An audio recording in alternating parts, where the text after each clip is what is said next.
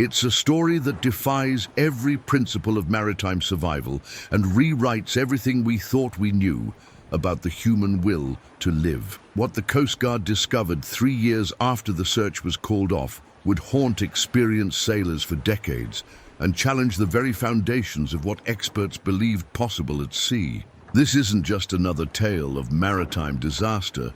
It's a revelation that exposes the terrifying gap between what we think we know about survival and what the ocean actually teaches us when we're stripped of everything but hope. In this story, we're going to dissect every detail of 17-year-old Marcus Chen's impossible 50-day ordeal, examine the cryptic final message that surfaced years later, and uncover the shocking truth about what really happened during those endless weeks adrift in the Pacific. We'll analyze his makeshift survival journal, decode the desperate innovations that kept him alive when all logic said he should have died, and reveal the haunting discovery that changed maritime rescue protocols forever. This is a lesson that every sailor, every dreamer who's ever looked at the horizon and felt the call of adventure needs to understand. What happened to Marcus could happen to anyone who underestimates the ocean's capacity to both destroy and transform. Because sometimes the greatest danger isn't drowning, it's surviving long enough to discover what you're truly capable of when everything familiar disappears beneath the waves. Marcus Chen wasn't supposed to be a survivor story. At 17, he was just another Silicon Valley kid with more ambition than sense, the son of 2 software engineers who'd spent their entire lives solving problems with code and logic. But Marcus had inherited something different from his parents, an insatiable hunger for the unknown that no amount of computer programming could satisfy. While his classmates at Palo Alto High were obsessing over college applications and SAT scores, Marcus was secretly plotting an escape that would either make him legendary or kill him. He was tall for his age, nearly 6'2", with the kind of lean build that comes from years of competitive swimming and rock climbing. His friends described him as quietly intense, the type of guy who would disappear for hours researching obscure topics online, only to emerge with plans that seemed simultaneously brilliant and insane. Marcus had taught himself celestial navigation from YouTube videos, could tie 17 different sailing knots from memory, and had read every book about solo ocean crossings he could find. His bedroom walls were covered with charts of Pacific trade winds and photos of famous single-handed sailors, but one image dominated them all: a faded newspaper clipping of a 24-foot sailboat called Persistence, cutting through massive swells somewhere off the coast of Hawaii. The boat belonged to his grandfather, Admiral James Chen, a decorated Navy officer who died when Marcus was 12. Admiral Chen had been a legend in the sailing community, famous for a solo circumnavigation he'd completed in the 1970s aboard that same 24-foot vessel. For 5 years after his grandfather's death, Marcus had stared at that photograph every night before falling asleep, imagining what it would feel like to stand on that deck, to feel the same wind that had carried his grandfather around the world. The dream consumed him completely. While other teenagers were working summer jobs at coffee shops or interning at tech companies, Marcus spent every free moment at the San Francisco Marina, volunteering to crew on racing yachts and learning from anyone willing to teach. He saved every dollar from his part-time job at a sailing supply shop, not for a car or college expenses like his parents assumed, but for something far more dangerous. Marcus had found Persistence rotting in a boatyard in Sausalito, her hull scarred by decades of neglect, her rigging tangled and corroded. The asking price was $12,000, exactly what Marcus had managed to save over 3 years of relentless work and sacrifice. He'd given up movies, dates, new clothes, even school lunch money, surviving on peanut butter sandwiches, and the singular vision of restoring his grandfather's boat to her former glory. The purchase nearly destroyed his relationship with his parents. Dr. Linda Chen, a respected AI researcher, and Dr. Robert Chen, a cybersecurity expert, had built their entire lives around careful planning and calculated risks. The idea of their teenage son buying a decrepit sailboat with his college fund struck them as the height of irresponsibility. But Marcus had inherited more than his grandfather's boat. He'd inherited the old admiral's stubborn determination and silver tongue. "Give me 1 year," Marcus had pleaded during a family meeting that lasted until 3 in the morning. "1 year to restore her and prove I can handle this responsibly. If I can't bring her back to sailing conditions safely, I'll sell her and use the money for college applications. But if I succeed, you have to let me take her on one real voyage, just one." It's what Grandpa would have wanted. The compromise had been painful, but clear. Marcus would have 12 months to restore Persistence under the supervision of Tom Rodriguez, a master shipwright who'd worked on Admiral Chen's original refit in the 1970s. If the boat passed a professional marine survey and Marcus completed an advanced coastal navigation course, his parents would allow him to take a supervised shakedown cruise to the Channel Islands. Nothing more dangerous than that. But Marcus had never intended to stop at the Channel Islands. For 11 months, he poured every ounce of his being into Persistence. He stripped her hull down to bare fiberglass, replaced rotted deck timbers with new teak, rewired her entire electrical system, and overhauled her ancient diesel engine until it purged like a contented cat. Tom Rodriguez, initially skeptical of another rich kid's sailing fantasy, found himself genuinely impressed by Marcus's dedication and natural aptitude for boat work. "The boy's got salt water in his veins," Tom told Dr. Linda Chen during one of her worried visits to the boatyard. "He's rebuilding this boat the right way. No shortcuts, no compromises. Your father-in-law would be proud." Marcus installed new safety equipment that went far beyond Coast Guard requirements. A state-of-the-art EPIRB beacon, redundant GPS systems, a satellite communicator, solar panels, a water maker capable of producing 2 gallons of fresh water per hour, and enough emergency rations to last 60 days. He studied weather routing software, practiced celestial navigation, until he could shoot a sun sight in his sleep, and completed not just the required coastal course, but also advanced offshore sailing certifications that most weekend sailors never attempt. The Marine Survey in February was flawless. Persistence earned ratings that would have been impressive for a new boat, let alone a 40-year-old veteran. The surveyor, Captain Sarah Mitchell, a former Coast Guard officer who'd inspected thousands of vessels, declared it one of the most thorough refits she'd ever seen. "This isn't just restoration," she wrote in her report. "This is resurrection. Whoever did this work has created a vessel capable of crossing oceans safely." Marcus's parents, bound by their agreement and impressed despite their fears, approved the Channel Islands shakedown cruise scheduled for spring break. The plan was simple. Marcus would sail Persistence from San Francisco Bay to Santa Catalina Island, spend 3 days anchored in Avalon Harbor, then return. Tom Rodriguez would follow in a powerboat, maintaining radio contact throughout the journey. It was supposed to be the safe, supervised conclusion to Marcus's sailing apprenticeship. But safe conclusions had never been part of Marcus's real plan. The morning of March 15th dawned clear and bright, with a steady 15-knot breeze from the northwest, perfect sailing conditions for the 350-mile round trip to Catalina.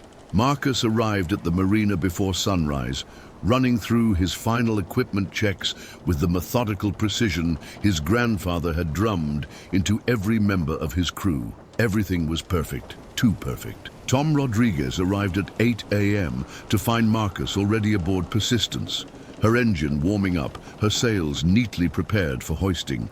"You're eager this morning," Tom observed, stepping aboard his 40-foot powerboat Guardian Angel. "Remember, we're taking this easy. No heroics, no racing. This is about proving you can handle the boat responsibly." Marcus nodded, his expression serious and focused. "I understand completely, Tom. Thank you for everything you've taught me.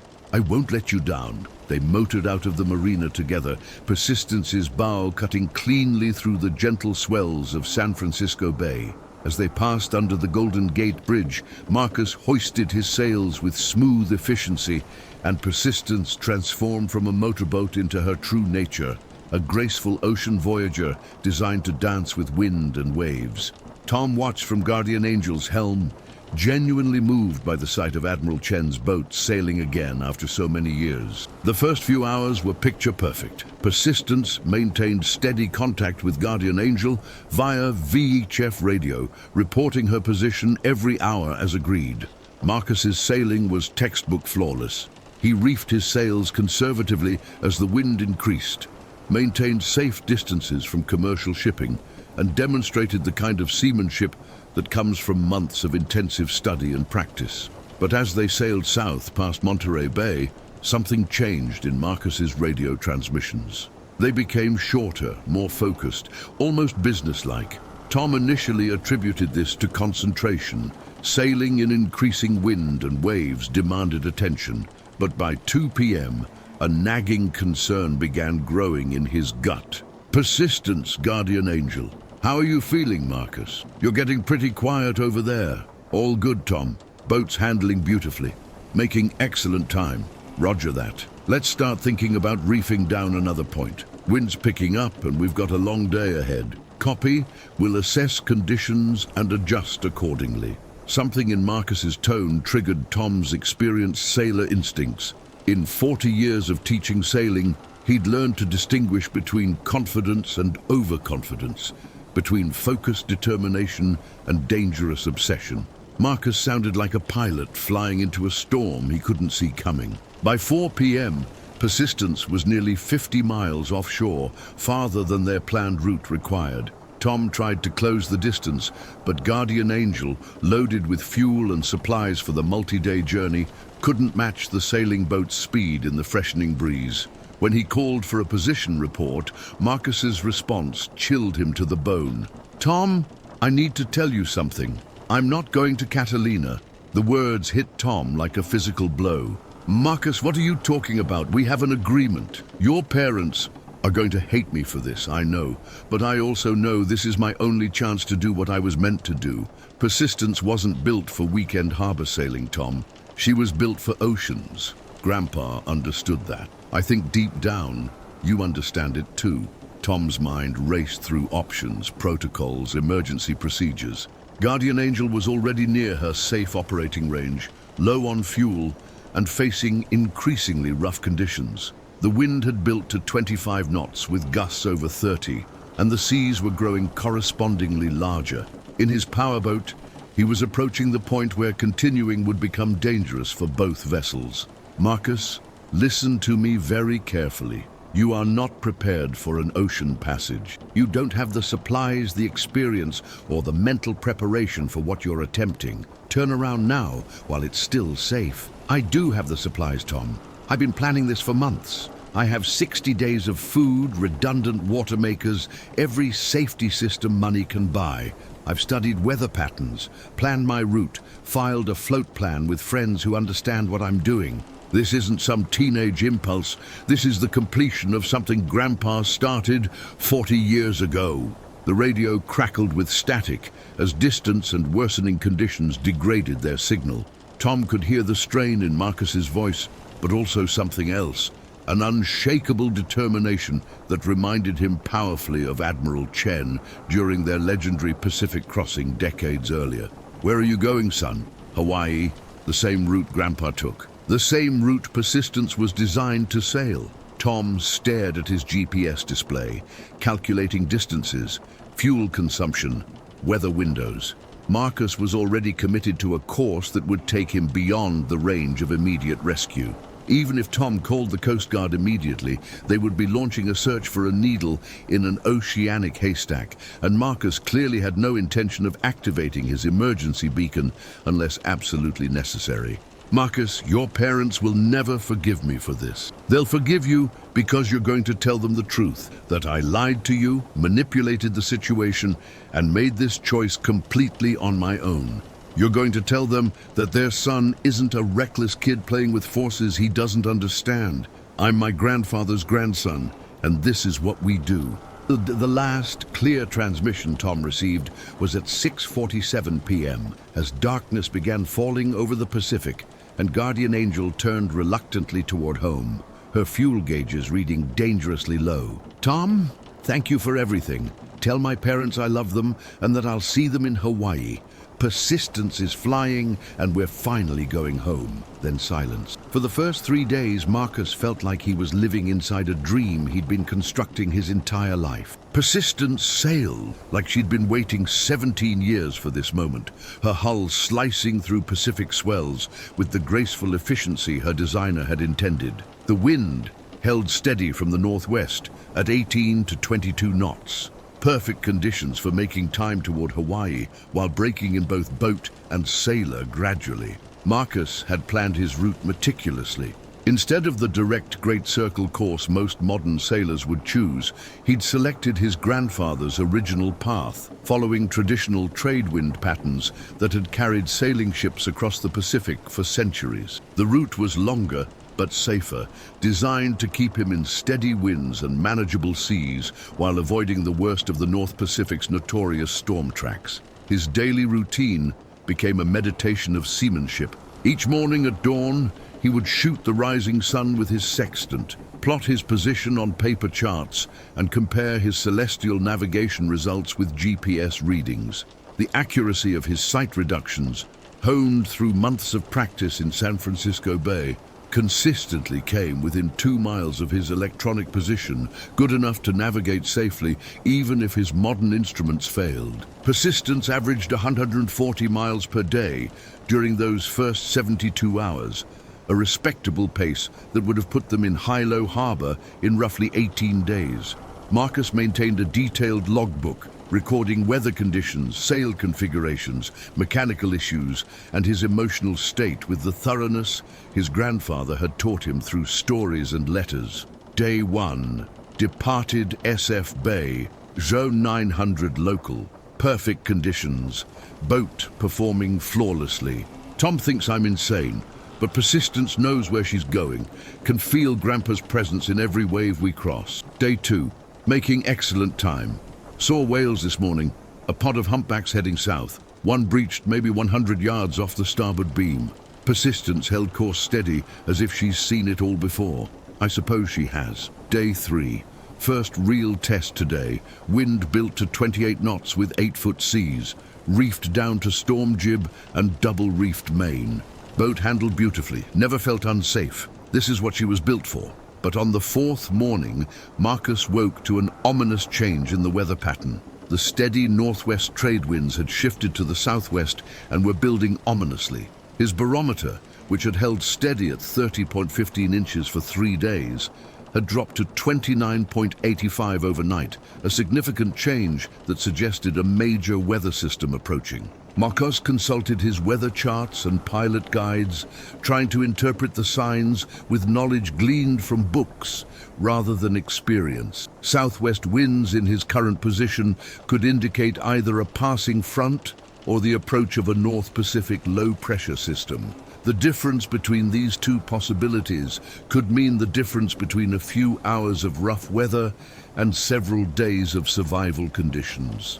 His satellite communicator, a device roughly the size of a cell phone, capable of sending short text messages anywhere in the world, showed 2 bars of signal strength. Marcus composed a message to his parents, his first communication since leaving Tom Rodriguez behind. Day 4, 400 miles offshore. Boat and crew excellent. Weather changing but manageable. Miss you both. We'll check in again soon. Love, M. Fudri. He hesitated before sending it, knowing that those 28 characters would trigger a tsunami of worry, anger, and probably Coast Guard involvement back home. But he also knew his parents deserved to know he was alive and thinking of them. He pressed send and watched the device confirm message delivery. Within 6 hours, the weather deteriorated beyond anything Marcus had experienced. The southwest wind built to a sustained 40 knots with gusts over 50, and the seas grew correspondingly larger and more chaotic. What had been manageable 8-foot swells became 12-foot walls of green water that seemed to come from every direction at once. Marcus had prepared for heavy weather, but theoretical preparation and lived reality proved to be vastly different experiences. Persistence, despite her excellent design and thorough refit, began taking serious water over her bow as she plunged into the towering seas.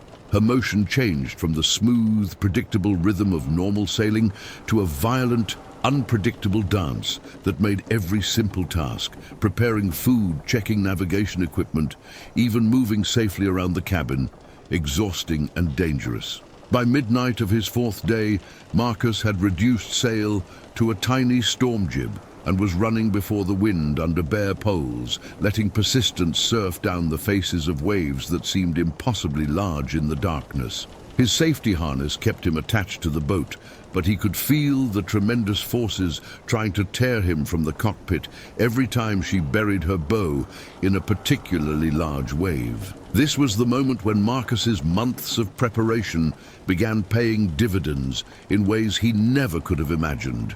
Every piece of safety equipment he'd installed, every backup system he'd tested, every emergency procedure he'd practiced in calm conditions became vital to his survival. His water maker continued producing fresh water even as salt spray soaked everything else.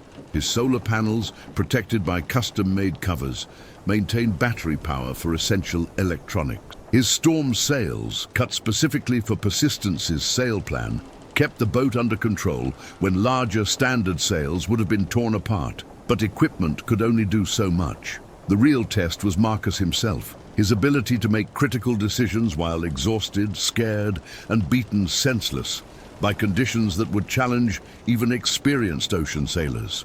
At 3 a.m., as Persistence slid sideways down a wave face that looked like a moving mountain, Marcus made the decision that would save his life and doom him to 50 days of unimaginable hardship.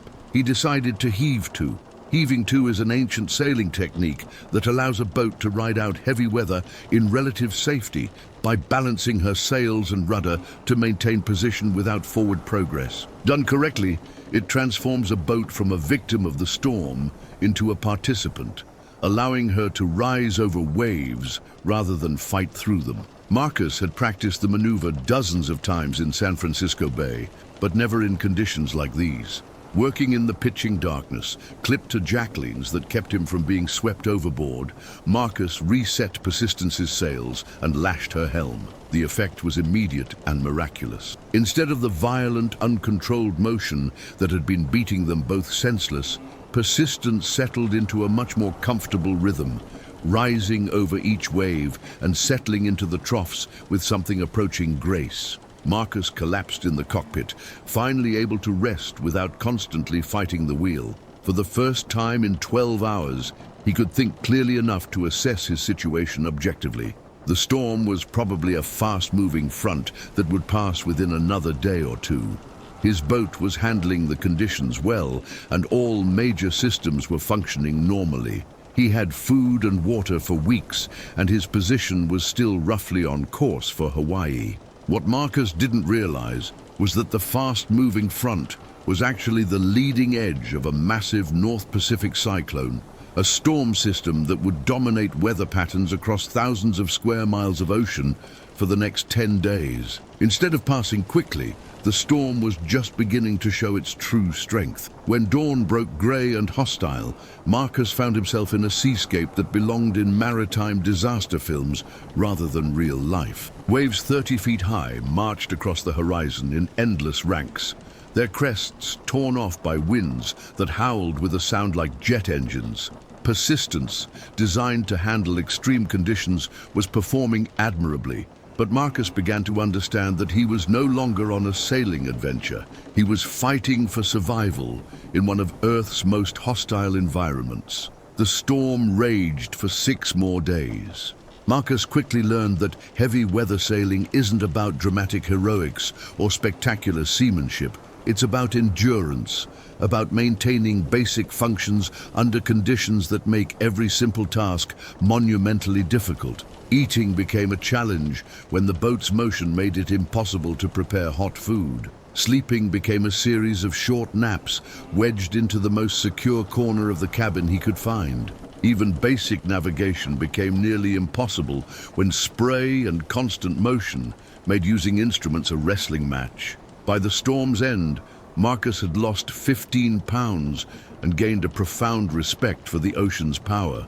but he'd also proven something important to himself. He could survive conditions that would overwhelm many sailors with far more experience. Persistence had handled everything the North Pacific could throw at them, and both boat and sailor had emerged battered but intact. His first clear celestial sight after the storm revealed devastating news. Instead of being roughly 800 miles west of California, as his planned course would have indicated, Marcus found himself nearly 1,200 miles offshore and significantly south of his intended track. The storm had pushed them far off course, adding hundreds of miles to their journey and placing them in an area of the Pacific where rescue would be exponentially more difficult. Marcus faced his first critical decision of the voyage. He could turn back toward California, probably reaching the coast within a week if conditions were favorable. He could continue toward Hawaii, now probably 25 days away instead of the original 15. Or he could aim for one of the more northern Hawaiian islands, splitting the difference but adding navigational complexity to an already challenging situation. He chose to continue toward Hawaii. The decision would save his life and nearly destroy him in the process. For 2 weeks after the storm, conditions returned to something approaching normal. Trade winds resumed their steady northwest flow, seas diminished to manageable sizes, and Marcus settled into the rhythm of long-distance sailing that single-handed sailors have practiced for centuries. He established routines that kept both boat and sailor functioning efficiently. Morning navigation fixes, sail adjustments based on changing wind conditions, regular equipment checks, and evening logbook entries that served as both technical records and psychological therapy. Day 18. Finally feeling like we're making real progress again. Averaged 135 miles yesterday, best day since the storm. Persistence is such a good boat. She takes care of me and I take care of her. Starting to understand what Grandpa meant about partnership with the ocean. Day 22. Saw my first ship today since leaving California.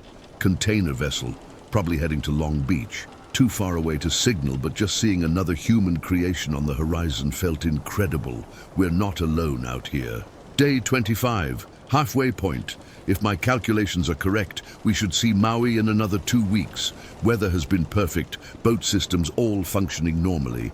Parents are probably worried sick, but they'll understand when we arrive safely in Lahaina. Marcus had no way of knowing that his parents had indeed contacted the Coast Guard after his first satellite message, or that a massive search and rescue operation had been launched and eventually called off after finding no trace of persistence. He had no way of knowing that Tom Rodriguez was being questioned by maritime authorities, or that his story had become national news as the search for the missing teenage sailor dominated headlines for weeks. All Marcus knew was the immediate reality of life aboard Persistence, the daily challenges of navigation, weather assessment, equipment maintenance, and the gradual psychological adaptation to complete solitude. He talked to his boat, to imagined conversations with his grandfather, and to the dolphins that occasionally appeared alongside, seemingly curious about this small human craft crossing their vast domain. The isolation was beginning to affect him in subtle ways. His logbook entries became longer and more philosophical. He found himself having detailed conversations with Admiral Chen, discussing navigation techniques and storm tactics as if his grandfather was sitting in the cockpit beside him. Most concerning, he began to lose track of time, sometimes forgetting what day it was or how long he'd been at sea. Day 28. Time is getting weird out here. Yesterday felt like a week, but this morning I couldn't remember if I'd eaten breakfast or just thought about eating breakfast. The sun rises, the sun sets, we keep sailing west. That's all that really matters. But on day 31, Marcus's carefully maintained equilibrium shattered. He woke that morning to find Persistence becalmed in glassy seas that stretched to every horizon. Not a breath of wind disturbed the mirror-smooth surface of the Pacific, and the boat sat motionless, except for the gentle rise and fall of long, low swells. Calms weren't unusual in the Pacific, and Marcus had prepared for them by installing solar panels and a small wind generator to maintain battery power when the boat wasn't sailing. What was unusual was what appeared on the western horizon around midday, a towering wall of black clouds that seemed to rise from the ocean surface to the stratosphere. Marcus had seen thunderstorms before, but this formation was different, more organized and infinitely more threatening. It looked like the ocean itself was on fire, with flickering lightning illuminating the cloud mass from within. Marcus consulted his weather guides and barometric readings, trying to understand what he was seeing.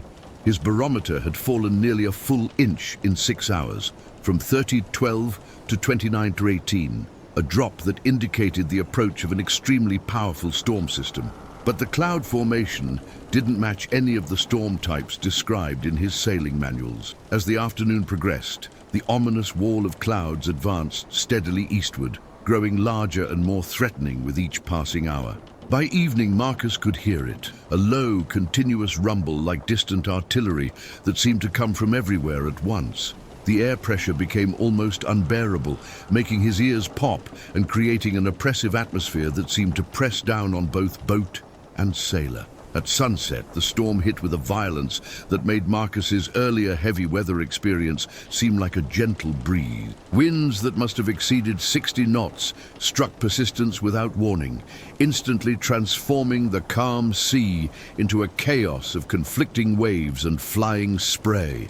Marcus, caught in the open cockpit while adjusting his storm sails, was nearly swept overboard by the first gust. But this wasn't just another storm, it was a mesocyclone, a rare meteorological phenomenon that combines the worst characteristics of hurricanes, tornadoes, and thunderstorms into a single, almost living weather entity. The winds didn't blow from one direction like a normal storm. They seemed to come from everywhere at once, creating confused seas that made any kind of seamanship nearly impossible. For 18 hours, Marcus and Persistence were trapped inside a meteorological nightmare. Waves 40 feet high appeared without warning from impossible directions. Lightning struck the water around them with terrifying frequency, turning night into day with stroboscopic flashes that revealed seascapes out of maritime mythology. At the storm's peak, Marcus was convinced that both he and his boat would be destroyed, broken apart by forces that no human construction could withstand. Persistence saved his life through her designer's genius and Marcus's meticulous refit. Her heavy construction absorbed impacts that would have shattered a lighter boat.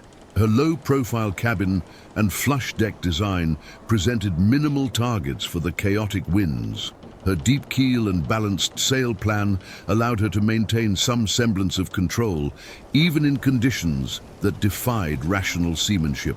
But when dawn finally revealed the storm's devastation, Marcus discovered that survival had come at a terrible price. Persistence's mast had been cracked near the spreaders by a lightning strike. Her steering system had been damaged by a wave that broke clear over the stern.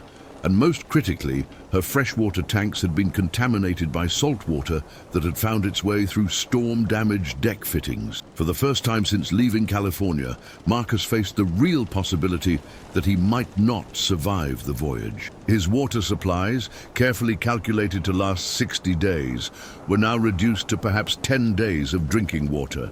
His sail inventory was damaged to the point where making significant progress toward Hawaii would be nearly impossible. His communication equipment had been fried by the same lightning strike that damaged his mast. Marcus sat in Persistence's cockpit as the storm finally moved away, staring at an ocean that had just demonstrated its ultimate indifference to human ambition and preparation. Everything he'd planned, every contingency he'd considered, every piece of equipment he'd installed to ensure his safety had proven inadequate against the raw power of the North Pacific in an angry mood. But Marcus was Admiral Chen's grandson, and surrender wasn't part of his genetic makeup. Over the next 3 days, he conducted a complete damage assessment and developed a survival plan that would either get him to Hawaii or kill him in the attempt. The mast could be temporarily repaired using spare lumber and stainless steel wire he'd brought for emergency rigging repairs. The steering system could be bypassed using the boat's emergency tiller. Most critically, his water maker, the device that converted salt water into fresh water using reverse osmosis, was still functioning. As long as his solar panels could provide power, he could produce the 2 gallons of fresh water per day needed to stay alive. But the repairs required time and calm conditions, both of which were in short supply. Marcus was now more than 1,500 miles from the nearest land, drifting in an area of the Pacific where weather systems move through with depressing regularity. Every day he spent on repairs was another day that weather conditions could deteriorate, and another day that his food supplies diminished. Working 18-hour days in conditions that ranged from uncomfortable to dangerous, Marcus began rebuilding his boat's damaged systems. The mast repair required him to climb 40 feet up unstable rigging, while Persistence rolled and pitched in 6-foot seas. The steering repair forced him to work in the cramped, hot engine compartment while twisted upside down to reach critical components. The water system repairs meant disassembling complex plumbing while waves regularly flooded the cabin through storm-damaged hatches. Each repair presented challenges that would have tested experienced boatyards, but Marcus attacked them with the desperate creativity that emerges when failure means death. He fabricated tools from spare parts, improvised solutions using materials never intended for marine applications, and solved engineering problems that professional boat builders might have considered impossible. Day 38. Got the mast repair finished today. It's not pretty, but it should hold unless we hit really heavy weather again. Please God, no more storms.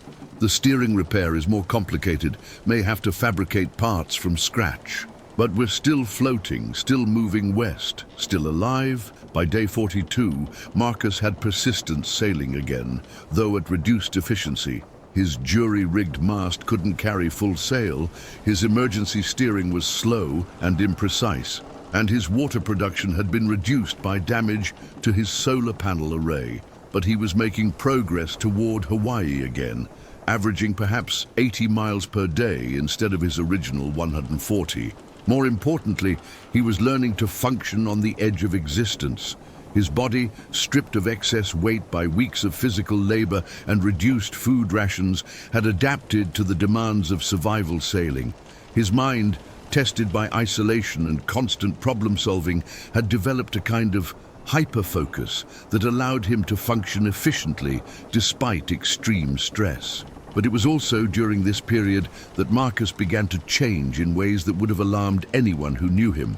His logbook entries became increasingly disconnected from reality, filled with references to conversations with people who weren't there and observations of things that couldn't exist. Day 44. Grandpa says the weather will hold for another 3 days. He's been helping with the navigation.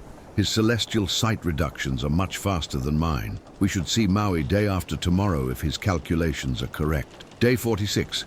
The dolphins are back. The big one, with the scar on his dorsal fin, says there's a container ship about 50 miles south of us. Should I try to signal them? Grandpa says no.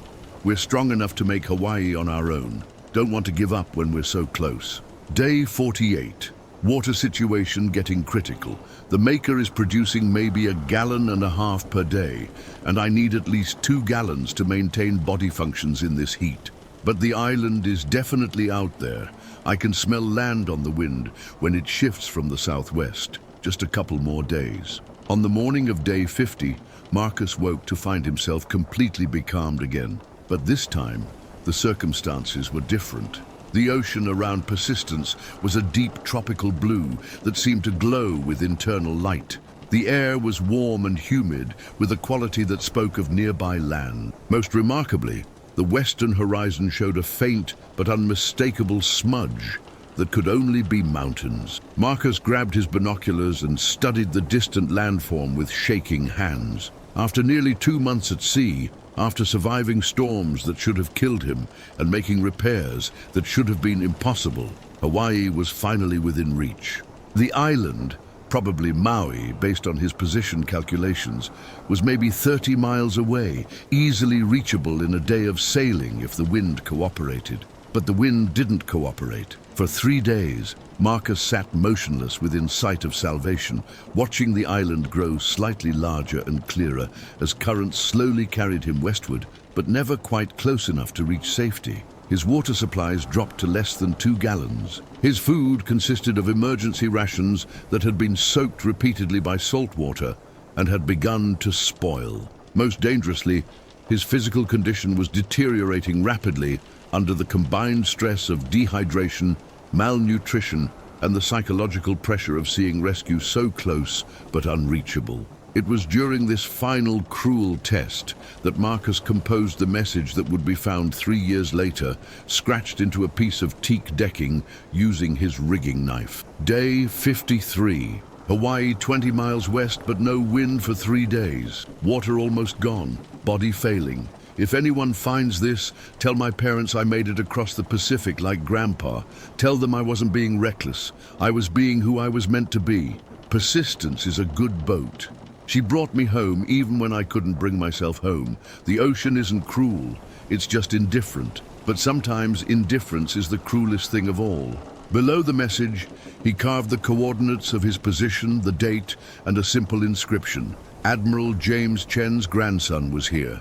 On the evening of day 53, a thermal wind generated by the Hawaiian mountains finally reached Persistence's position. Marcus, barely conscious from dehydration, managed to hoist his patch sails and point the boat toward the now clearly visible shore of Maui. His last logbook entry, written in handwriting that was barely legible, read simply, "Wind at last, going home." Persistence was found 2 days later, anchored in 20 feet of water off Wiley Beach, her sails neatly furled and her systems shut down with the methodical precision that had characterized Marcus's entire voyage. But Marcus himself was nowhere to be found. The discovery triggered one of the most intensive search and rescue operations in Hawaiian maritime history. Coast Guard helicopters combed thousands of square miles of ocean around Maui. Dive teams searched the waters where Persistence had been found.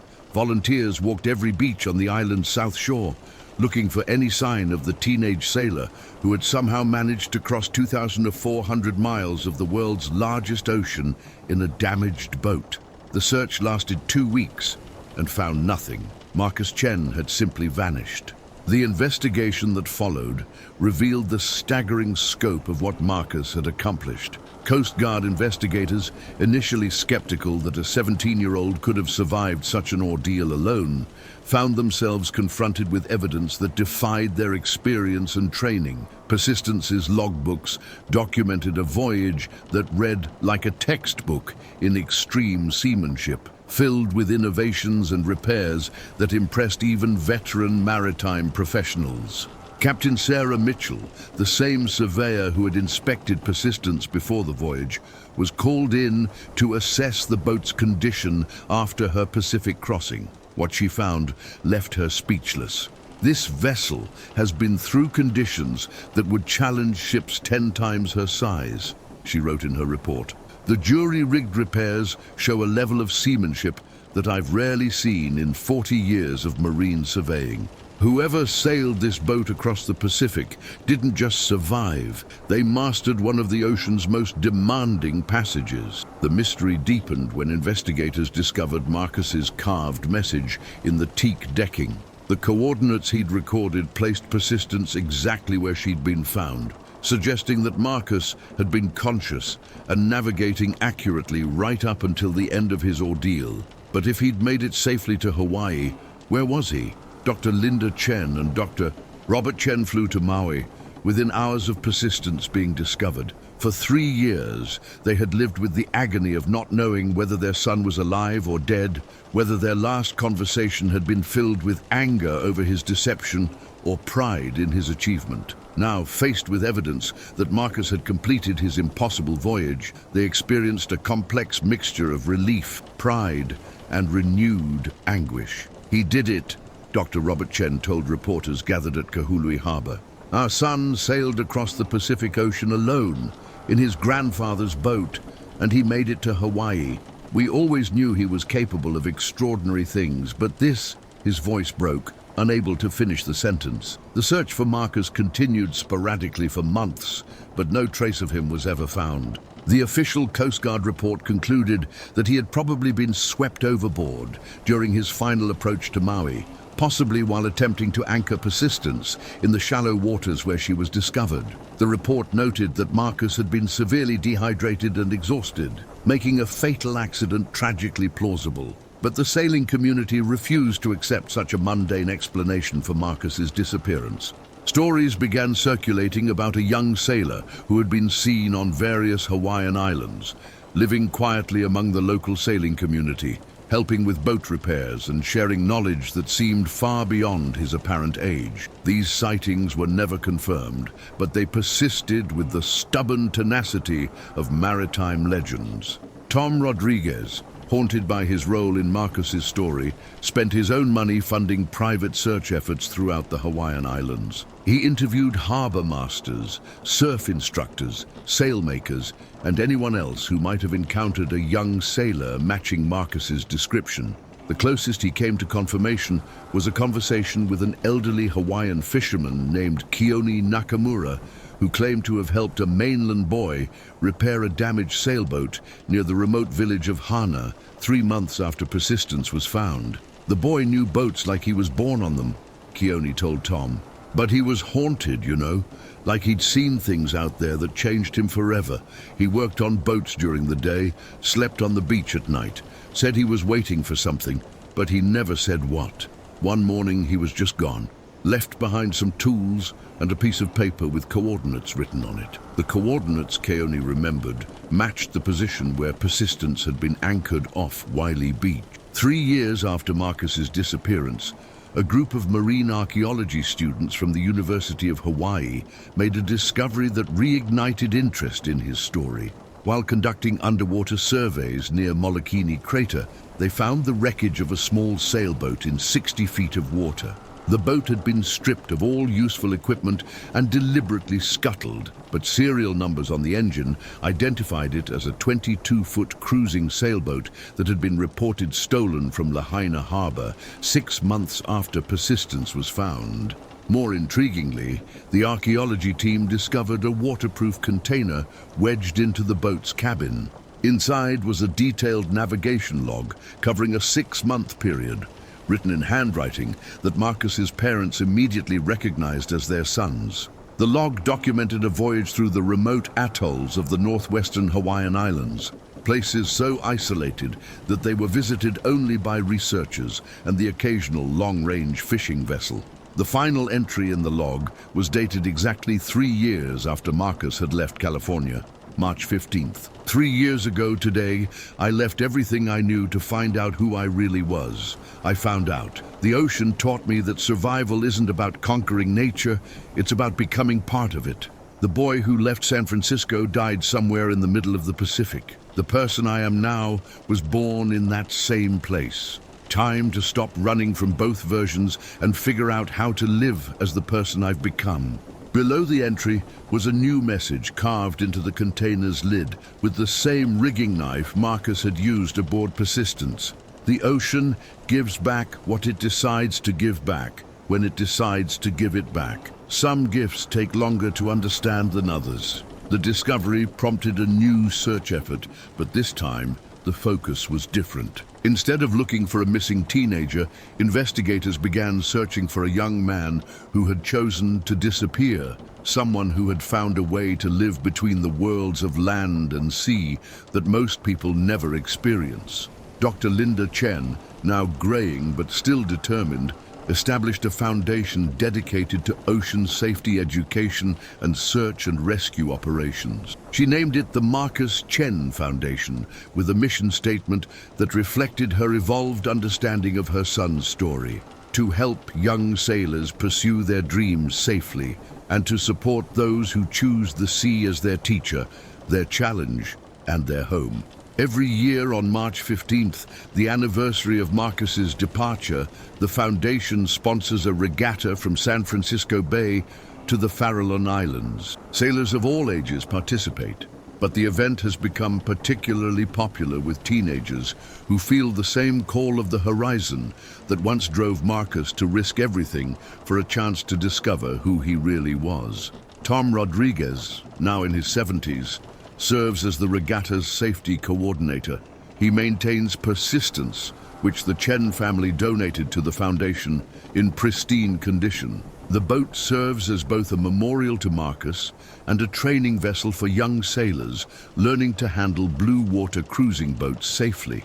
But Tom's most important contribution to Marcus's legacy isn't the boat or the regatta. It's the story he tells to every young sailor who dreams of single-handed ocean crossings. It's not a story about the romance of solo sailing or the glory of maritime achievement. It's a story about preparation, respect for the sea, and the thin line between adventure and tragedy that defines all serious ocean sailing. Marcus accomplished something extraordinary, Tom tells them. He crossed the Pacific Ocean alone in a small boat, and he survived conditions that would have killed most experienced sailors. But he also learned something that took him 3 years to fully understand: that the ocean doesn't care about your dreams, your preparations, or your determination. It only cares about whether you can adapt to what it gives you, moment by moment, wave by wave. The truth about what happened to Marcus Chen during those final days off Maui remains one of the Pacific's unsolved mysteries. But perhaps the truth isn't found in the details of his disappearance.